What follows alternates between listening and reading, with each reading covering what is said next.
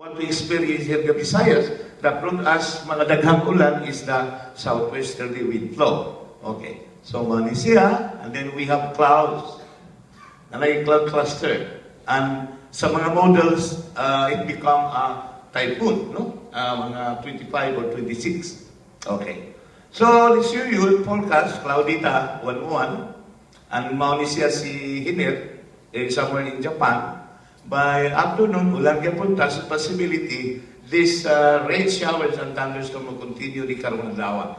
And then by tomorrow also, if you look at naman na circulation, nag-ingon ako, and then PM, nakuha ulan punta ugma, this is the weak low pressure area. By Thursday, okay na gamay, na natay mga kahayag sa adlaw makita sa bunta, sa gabi na nasa ulan, and then na yung develop na, doon na circulation, and then by Friday, ulan yapon, naporma na siya, 23. Oh, na-develop na, pero it is located somewhere here in the eastern section of Luzon.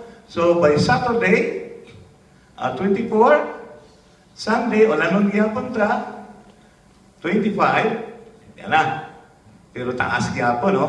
Okay. So this one is rainfall model. This one is kining wind. Ang wind niya, direction and speed nga model, no? Makita na do nga nagsugod na gabagat diri sa 25, but it's still affected mga 20 kilometers per hour lang ato din in Sugbo. And then by 8 gabi na, yan na siya musulod na siya Philippine Area of Responsibility 135. And then by 26 ni Saka, here, mauna siya, nanihangin na to, 27, 26 Monday na ay, okay, so, di kusog ng habagat somewhere here. Nagpaduol na siya diri sa extreme northern Luzon, ang possibility nga mag-cross siya sa Taiwan area here.